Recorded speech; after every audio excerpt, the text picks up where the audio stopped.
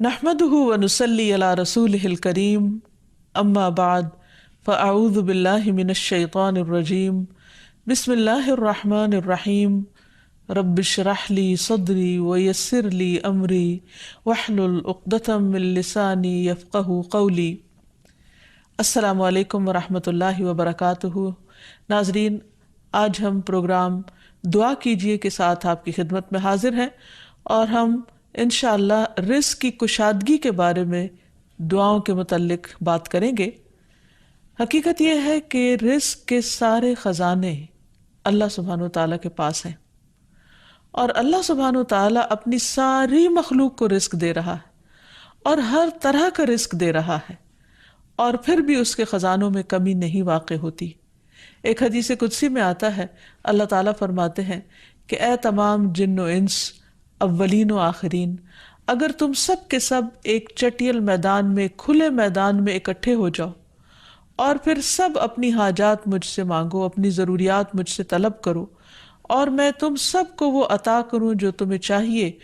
تو بھی میرے خزانوں میں اتنی کمی بھی واقع نہیں ہوتی جتنی سوئی کو سمندر میں ڈالنے سے واقع ہوتی ہے۔ لیکن بات یہ ہے کہ انسان جب اللہ سے مانگے تو پورے یقین کے ساتھ مانگے، امید رکھ کے مانگے، اور کسی بھی قسم کی مایوسی کا شکار نہ ہو، کیونکہ دعا ان تمام چیزوں میں فائدہ دیتی ہے جو نازل ہو چکی ہیں، اور ان میں بھی فائدہ دیتی ہے جو نازل نہیں ہوئی، یعنی وہ تمام مشکلات جو انسان پہ پڑ چکی ہیں یا آئندہ آنے والی ہیں، ان دونوں کے سلسلے میں دعا کرنا انسان کو فائدہ دیتا ہے۔ لیکن یہ یاد رہے کہ دعا کی قبولیت کے لیے انسان اپنی طرف سے بھرپور کوشش کرے، اور اس میں ایک کوشش یہ کہ جب اللہ سے مانگے تو پہلے اللہ سبحانہ و تعالیٰ کی تعریف کے کلمات کہے، تسبیحات پڑھے، اور پھر اس کے ساتھ ساتھ درود شریف پڑھے۔ جہاں تک رزق کا تعلق ہے تو اس سلسلے میں یہ یاد رہے کہ رزق کا تنگ کرنا اور کشادہ کرنا یہ صرف اللہ سبحانہ و تعالیٰ کے ہاتھ میں ہے۔ وہ جس کو چاہتا ہے زیادہ دیتا ہے، جس کو چاہتا ہے کم دیتا ہے۔ قرآن مجید میں اللہ تعالیٰ فرماتے ہیں واللہ یرزق من یشاء بغیر حساب، اللہ جس کو چاہتا ہے بے حساب رزق عطا کرتا ہے، اور پھر اگر وہ کسی کو زیادہ نہیں دیتا، اس پر رزق تنگ کر دیتا ہے، تو بھی اس میں اس کی اپنی حکمت اور مصلحت کار فرما ہوتی ہے۔ بعض لوگوں کو رزق کی زیادتی نقصان دیتی ہے، اور بعض لوگوں کو رزق کی کمی فتنے اور مشکل میں ڈال دیتی ہے کہ ان کے ایمان جانے کا خطرہ ہوتا ہے۔ اسی طرح بعض کو رزق کی کشادگی اللہ کی یاد سے غافل کر دیتی ہے، یعنی انسان مختلف مزاج کے ہوتے ہیں، تو اللہ تعالیٰ چونکہ بندوں پر مہربان ہے، وہ جانتا ہے کہ کس بندے کے ساتھ اسے کیسا معاملہ کرنا ہے، کسے زیادہ دینا ہے اور کسے کم دینا ہے۔ اس لیے ہمارے معاملے میں اللہ تعالیٰ کا جو بھی فیصلہ ہو اسے بخوشی قبول کر لینا چاہیے، اور اس کے ساتھ ساتھ اس سے اچھی امید رکھنی چاہیے۔ رزق کے سلسلے میں یہ بات بھی یاد رہے کہ اگر کبھی رزق میں تنگی ہو رہی ہو تو ہو سکتا ہے کہ اس تنگی پر صبر کرنے کی وجہ سے انسان کے اتنے درجات بلند ہو جائیں کہ بہت بڑی بڑی نیکیاں بھی اس کے مقابلے میں ہیچ ہوں۔ پھر اسی طرح بعض اوقات انسان کے لیے ناشکری رزق کی تنگی کا ذریعہ بن جاتی ہے، تو اس سے بھی انسان کو پرہیز کرنا چاہیے۔ خواہ انسان کے پاس تھوڑا ہی ہو تو بھی اس پر اللہ تعالیٰ کا شکر ادا کرنا چاہیے، کیونکہ اللہ تعالیٰ کا وعدہ ہے لَإِن شَكَرْتُمْ لَأَزِيدَنَّكُمْ، اگر تم شکر ادا کرو گے تو میں تمہیں اور زیادہ عطا کروں گا۔ کیونکہ ہر انسان جس کے پاس جتنا بھی ہے وہ عموماً کمی کا رونا روتا رہتا ہے۔ اسی لیے ہمیں یہ سکھایا گیا ہے کہ رزق کے معاملے میں ہم یعنی دنیاوی معاملات میں اپنے سے نیچے والوں کو دیکھیں کہ ان کے پاس کیا ہے، تو انسان کے پاس جو کچھ بھی ہو انسان اس پر راضی ہو سکتا ہے، مطمئن ہو سکتا ہے، خوش ہو سکتا ہے، اور اللہ تعالیٰ کا شکر گزار ہو سکتا ہے۔ اور یہ ہمیشہ یاد رکھے کہ اصل میں الرزاق تو اللہ تعالیٰ ہی ہے۔ اس لیے جب بھی رزق کے معاملے میں کسی بھی قسم کی کوئی مشکل ہو، اونچ نیچ ہو، تو فوراً اللہ تعالیٰ کی طرف انسان رجوع کرے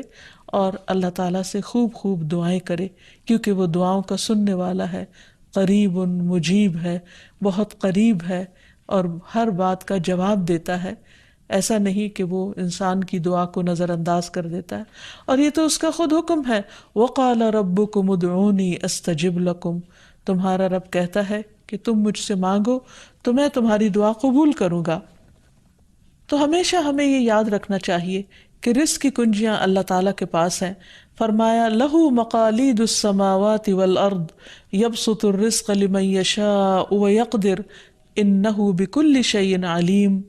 آسمانوں اور زمین کی چابیاں اسی کے پاس ہیں،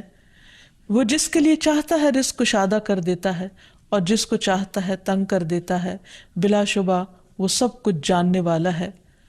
اور پھر تمام مخلوقات کے رزق کی ذمہ داری اسی پر ہے۔ فرمایا وَمَا مِن دَابَّةٍ إِلَّا عَلَى اللَّهِ رِزْقُهَا، اور کوئی جاندار ایسا نہیں کہ جس کے رزق کا ذمہ اللہ کے اوپر نہ ہو۔ کوئی ایک چھوٹی سے چھوٹی چونٹی اور اس سے بھی چھوٹی مخلوق، ان سب کو وہی کھلاتا اور پلاتا ہے، وہی زندگی دیتا ہے اور زندگی کے اسباب مہیا کرتا ہے، لیکن اکثر لوگ اللہ تعالیٰ کے اس اختیار سے لا علم ہیں۔ اسی لیے اللہ تعالیٰ فرماتے ہیں قُلْ إِنَّ رَبِّي يَبْسُطُ الرِّزْقَ لِمَن يَشَاءُ وَيَقْدِرُ وَلَكِنَّ أَكْثَرَ النَّاسِ لَا يَعْلَمُونَ،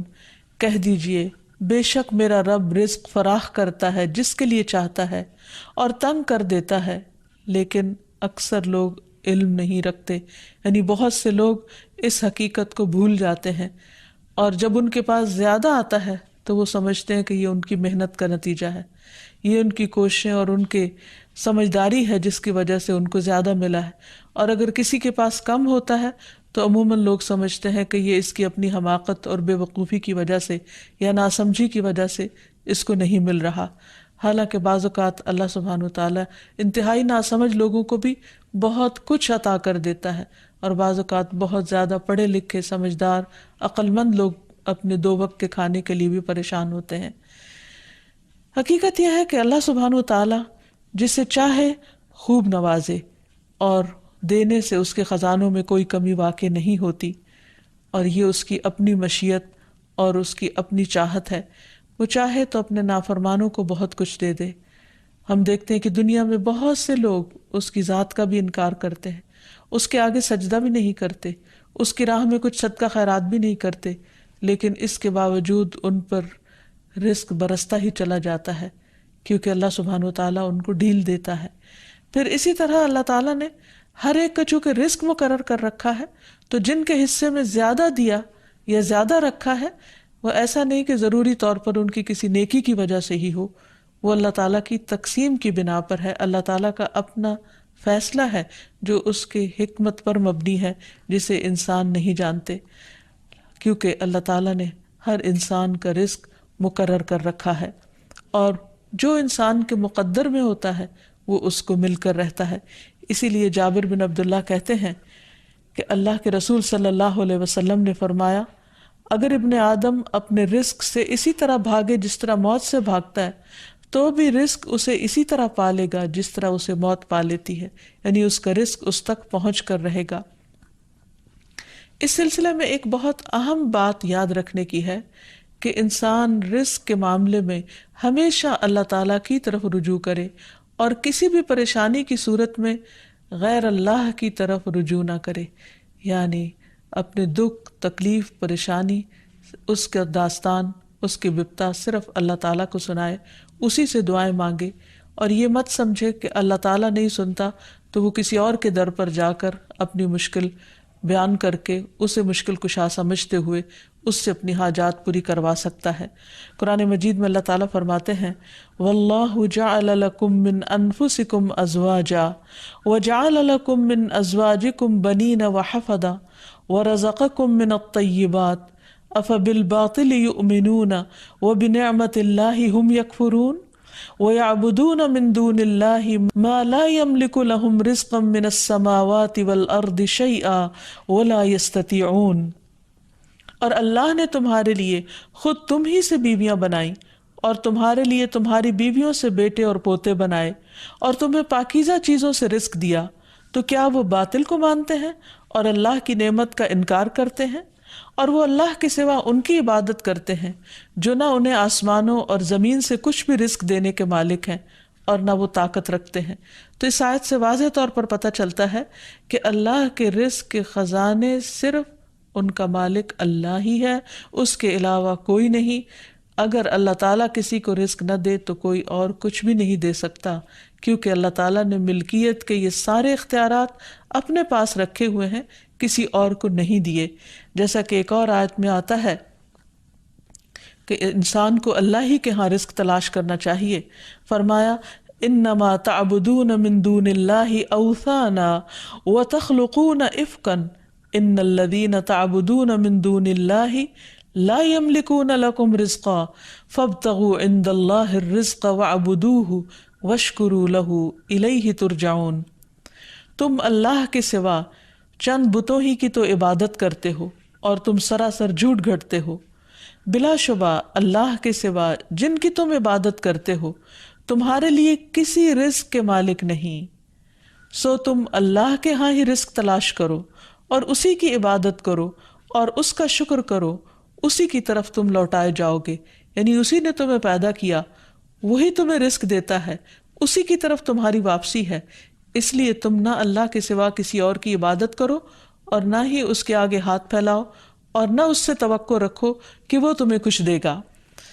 بلکہ اس کے مقابلے میں پورے یقین کے ساتھ اللہ تعالیٰ سے ہی مانگتے رہو، کیونکہ نبی صلی اللہ علیہ وسلم نے فرمایا کوئی شخص اس طرح دعا نہ کرے کہ اے اللہ اگر تو چاہے تو مجھے روزی دے، بلکہ پختگی کے ساتھ سوال کرے، پورے عزم کے ساتھ سوال کرے، کیونکہ اللہ جو چاہتا ہے کرتا ہے اور اس پر کوئی جبر کرنے والا نہیں ہے۔ اور جب بندہ اللہ سے رزق مانگتا ہے تو اللہ تعالیٰ اس کو عطا کرتا ہے۔ نبی صلی اللہ علیہ وسلم نے فرمایا جب تم اللہم ارزقنی کہو گے تو اللہ تعالیٰ فرمائے گا میں نے رزق دینے کا فیصلہ کر لیا۔ یعنی جب تم کہو گے کہ اللہ مجھے رزق دے تو اللہ تعالیٰ تمہیں جواب دے گا کہ ہاں میں تمہیں رزق دوں گا۔ اس لیے اس حوالے سے مکمل طور پر اللہ سبحانہ وتعالیٰ پر بھروسہ کرنا چاہیے، اللہ تعالیٰ کا تقوی کرنا چاہیے، یعنی اللہ تعالیٰ سے ڈرتے رہنا چاہیے، اور رزق کی تلاش میں حرام راستے اختیار نہیں کرنے چاہیے، کیونکہ اللہ سبحانہ وتعالیٰ کا وعدہ ہے وَمَن يَتَّقِ اللَّهَ يَجْعَل لَّهُ مَخْرَجًا وَيَرْزُقْهُ مِنْ حَيْثُ لَا يَحْتَسِبُ۔ جو اللہ کا تقوی اختیار کرے گا اللہ تعالیٰ اس کے لیے مشکل سے نکلنے کی کوئی راہ ضرور بنا دے گا اور اس کو وہاں سے رزق عطا کرے گا جہاں سے وہ سوچتا بھی نہیں ہوگا، یعنی اس کا وہم و گمان بھی نہیں ہوگا، اس کا خیال بھی نہیں ہوگا۔ اللہ تعالیٰ غیب سے ایسے اسباب پیدا کر دے گا جن کے بارے میں انسان نے کبھی سوچا نہ ہوگا۔ لیکن شرط یہ ہے کہ جب انسان کے اوپر آزمائش کا وقت ہو تو اس وقت وہ اللہ تعالیٰ سے حلال ہی کو طلب کرتا رہے اور پریشان ہو کر حرام راستے اختیار نہ کرے۔ اللہ تعالیٰ کا وعدہ ہے کہ اگر کوئی اللہ سے ڈرتا ہے، اللہ کی اطاعت کرتا ہے، اللہ کی نافرمانی سے بچتا ہے، تو پھر ایسی صورت میں اللہ تعالیٰ اس پر آزمائش کے ختم ہونے کے بعد آسمان و زمین سے برکتوں کے دروازے کھول دے گا۔ فرمایا وَلَوْ أَنَّ أَهْلَ الْقُرَىٰ آمَنُوا وَاتَّقَوْا لَفَتَحْنَا عَلَيْهِمْ بَرَكَاتٍ مِّنَ السَّمَاءِ وَالْأَرْضِ۔ اور اگر یہ بستیوں والے ایمان لے آتے اور اللہ کا تقوی اختیار کرتے تو ہم ان پر آسمان اور زمین کی برکتوں کے دروازے کھول دیتے۔ یعنی اللہ تعالیٰ ان دروازوں کو بند کر کے آزماتا ضرور ہے، لیکن وہ دیکھتا یہ ہے کہ بندہ کرتا کیا ہے، اور جب بندہ اللہ کی اطاعت ہی کا عزم دل میں رکھتا ہے تو اللہ تعالیٰ اپنی رحمتیں عام کر دیتا ہے۔ پھر یہ کہ انسان کو اللہ کی تقسیم پر راضی رہنا چاہیے۔ اگر اپنے سے زیادہ کسی کو ملا ہے تو اس پر حسد نہیں کرنا چاہیے، اور اگر اپنے سے کم کسی کے پاس ہے تو اس کے اوپر اس کو حقیر نہیں سمجھنا چاہیے، بلکہ انسان کی قدر کرنی چاہیے، اور ہمیشہ یہ سوچنا چاہیے کہ اس کو مجھ سے زیادہ دینے والے کو بھی دینے والا رب ہے، مجھے بھی میرے رب نے ہی دیا ہے، اور جس کے پاس کم ہے اس کا بھی مالک وہی ہے۔ اور یہ بھی انسان یاد رکھے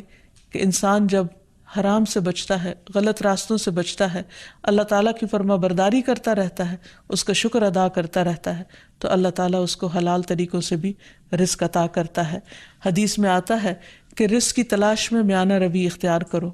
یعنی بہت ڈیسپریٹ نہ ہو جاؤ، اللہ تعالیٰ ضرور دروازہ کھولے گا۔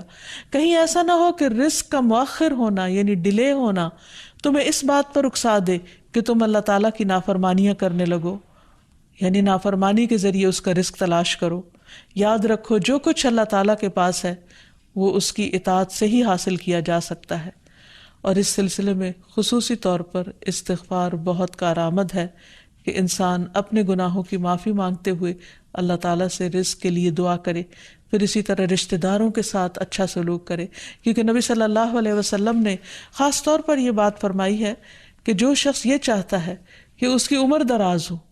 اور اس کے رزق میں وسعت ہو تو اسے چاہیے کہ وہ صلہ رحمی کرے، یعنی اپنے رشتہ داروں کے ساتھ اچھا سلوک کرے۔ یعنی جس نیکی کا اجر انسان کو دنیا میں بہت جلد مل جاتا ہے، ان میں سے بہت اہم نیکی صلہ رحمی ہے، والدین کے ساتھ حسن سلوک ہے۔ ایک حدیث میں آتا ہے کہ کچھ گھرانوں کے لوگ جو فاسق و فاجر بھی ہوتے ہیں، لیکن جب وہ صلہ رحمی کرتے ہیں تو اس کی بنا پر ان کے مال بڑھ جاتے ہیں، یعنی رشتہ داروں کے ساتھ اچھے سلوک کی وجہ سے ان کے مال میں اور اضافہ ہو جاتا ہے اور ان کے افراد کی کثرت ہو جاتی ہے۔ پھر انسان ہمیشہ یہ یاد رکھے کہ مال دینے سے بڑھتا ہے، صدقہ خیرات مال میں اضافے کا ذریعہ بنتا ہے۔ پھر اسی طرح خرید و فروخت میں سچ بولنا مال میں برکت پیدا کر دیتا ہے اور جھوٹ مال کی برکت کو اٹھا دیتا ہے۔ اور پھر خاص طور پر انسان رزق کے لیے دعائیں کرتا رہے، کیونکہ سارے خزانے تو اللہ کے پاس ہیں،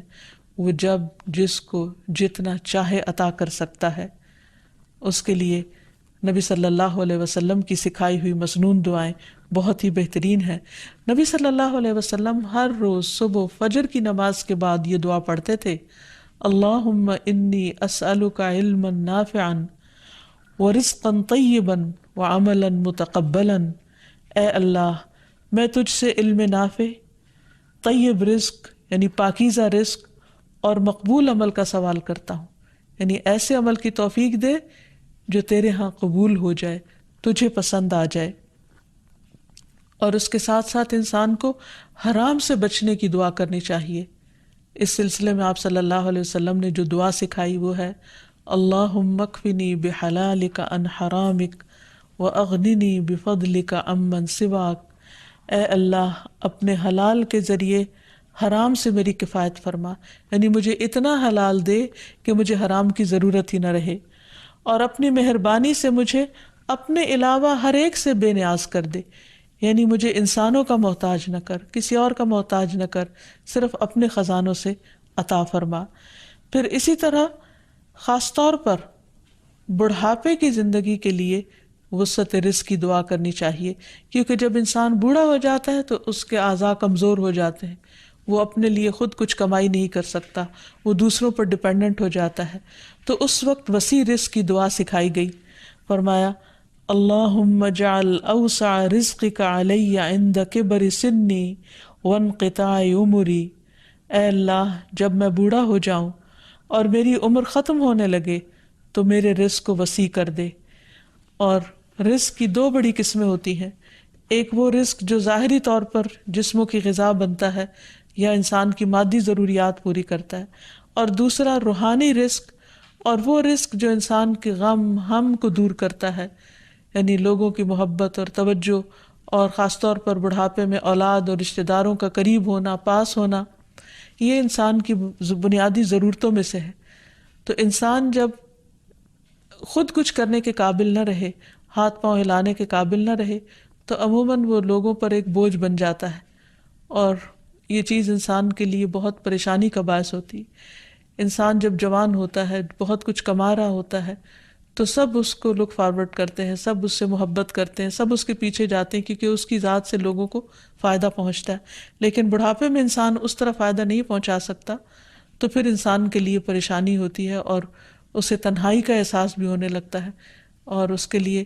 انتہائی اذیت کے دن ہو جاتے ہیں۔ وہ اپنے حسین ماضی کو بھی یاد کرتا ہے، کامیاب زندگی کو بھی یاد کرتا ہے، اور اپنے مستقبل کو بھی دیکھتا ہے کہ موت قریب آ لگی ہے۔ تو ایسے میں یہ دعا بہت فائدہ مند ہے کہ اے اللہ، جب میں بوڑھا ہو جاؤں اور میری عمر ختم ہونے لگے تو میرے رزق کو وسیع کر دے۔ اور جب انسان کے پاس اپنی ضرورت کا ہوتا ہے بڑھاپے میں بھی، تو انسان یکسوئی کے ساتھ اللہ سبحانہ وتعالیٰ کی عبادت اور زیادہ کر سکتا ہے۔ اسی طرح اپنے لیے اور اپنی اولاد کے لیے وسیع رزق کی دعا کرنی چاہیے، جیسے ابراہیم علیہ السلام نے دعا کی تھی، ربنا انی اسکنت من ذریتی بواد غیر ذی زرع عند بیتک المحرم ربنا لیقیموا الصلاة فاجعل افئدة من الناس تہوی الیہم وارزقہم من الثمرات لعلہم یشکرون۔ اے ہمارے رب، بے شک میں نے اپنی کچھ اولاد کو اس وادی میں آباد کیا جو کسی کھیتی والی نہیں، تیری حرمت والے گھر کے پاس، اے ہمارے رب، تاکہ وہ نماز قائم کریں۔ سو کچھ لوگوں کے دل ایسے کر دے کہ ان کی طرف مائل رہیں، اور انہیں پھلوں سے رزق عطا کر تاکہ وہ شکر ادا کریں۔ تو اس میں ہم دیکھتے ہیں کہ ابراہیم علیہ السلام اپنے بچوں کے لیے روحانی رزق کی دعا بھی کر رہے ہیں، جذباتی محبت کے رزق کی دعا بھی کر رہے ہیں، اور پھر اس کے ساتھ ساتھ جسمانی رزق کی دعا بھی کر رہے ہیں جو ہر انسان کی ضرورت ہے، اور اس میں سے بھی بہترین رزق یعنی پھلوں کے رزق کی دعا کر رہے ہیں، کیونکہ انسان کو اللہ تعالیٰ کا صرف رزق ہی نہیں مانگنا چاہیے، بہترین رزق مانگنا چاہیے۔ یعنی ایک تو سمپل سی دعا ہے اللہم ارزقنی، اور پھر ورزقنا وانت خیر الرازقین، جو سورۃ المائدہ میں اللہ تعالیٰ نے دعا سکھائی ہے، اور ہمیں رزق دے اور تو سب رزق دینے والوں میں سے بہترین ہے۔ رزق کی تنگی میں خاص طور پر استغفار بہت فائدہ دیتی ہے، یعنی انسان کے گناہ انسان کے رزق کے راستے میں رکاوٹ بن جاتے ہیں۔ اور آخر میں یہ بات یاد رہے کہ انسان کے رزق میں اکثر اس کے اپنے گناہ رکاوٹ بن جاتے ہیں، اس لیے جب انسان ان گناہوں سے توبہ کرتا ہے، استغفار کرتا ہے، تو اللہ تعالیٰ رزق کے دروازے کھول دیتے ہیں، جیسے اللہ تعالیٰ کا وعدہ ہے۔ قرآن مجید میں آتا ہے، نوح علیہ السلام نے اپنی قوم سے کہا فَقُلْتُ اسْتَغْفِرُوا رَبَّكُمْ إِنَّهُ كَانَ غَفَّارًا يُرْسِلِ السَّمَاءَ عَلَيْكُمْ مِدْرَارًا وَيُمْدِدْكُمْ بِأَمْوَالٍ وَبَنِينَ وَيَجْعَلْ لَكُمْ جَنَّاتٍ وَيَجْعَلْ لَكُمْ أَنْهَارًا۔ اور کہا کہ اپنے رب سے معافی مانگ لو، بلا شبہ وہ بڑا معاف کرنے والا ہے، وہ تم پر آسمان سے خوب بارشیں برسائے گا، اور تمہاری مال اور اولاد سے مدد کرے گا، تمہارے لیے باغ پیدا کرے گا اور نہریں جاری کرے گا۔ تو اس سے یہ پتہ چلتا ہے کہ دنیا میں جتنی بھی راحتیں اور رزق کی قسمیں ہیں، ان سب کی کنجی استغفار ہے۔ تو اس لیے انسان کثرت سے اپنے گناہوں پر توبہ کرتا رہے۔ حضرت حسن بصری کی مجلس میں ایک شخص آیا اور کہنے لگا کہ اس کے ہاں اولاد نہیں، تو انہوں نے اس کو استغفار کا حکم دیا۔ دوسرے شخص نے کہا کہ ان کے ہاں قحط سالی ہے، بارشیں نہیں ہو رہی، تو انہوں نے ان کو استغفار پڑھنے کے لیے کہا۔ تیسرا شخص آیا اور کہنے لگا کہ اس کے رزق میں مشکل ہے، تو انہوں نے اس کو بھی یہی نسخہ بتایا۔ تو ان کی مجلس میں سے ایک شخص نے کہا کہ آپ نے ہر مشکل میں مبتلا شخص کو ایک ہی بات بتائی، ایک ہی وظیفہ بتایا، اور وہ بخشش کی دعائیں کرنے کا۔ تو کہا کہ کیا تم نے سورۃ نوح کی آیت نہیں پڑھی؟ حقیقت یہ ہے کہ اللہ کا کلام سچا ہے، اور ہمیں اس پر ایمان لا کر پورے یقین کے ساتھ، وثوق کے ساتھ دعا مانگنی چاہیے کہ ہم انشاءاللہ استغفار کریں گے تو آسمان سے اور زمین سے رزق اگلنے لگے گا، ابلنے لگے گا۔ اللہ تعالیٰ ہمیں اپنی رحمتوں سے نوازے۔ اور استغفار کے لیے سمپل، اے اللہ مجھے بخش دے، اے اللہ مجھے معاف کر دے، اے اللہ میرے اگلے پچھلے سارے گناہوں کو معاف کر دے، اللہم اغفر لی، استغفر اللہ ربی من کل ذنب واتوب الیہ۔ اور سچے دل سے انسان توبہ کرتا رہے تو اللہ تعالیٰ کو مہربان پائے گا۔ وآخر دعوانا ان الحمد للہ رب العالمین۔ السلام علیکم ورحمۃ اللہ وبرکاتہ۔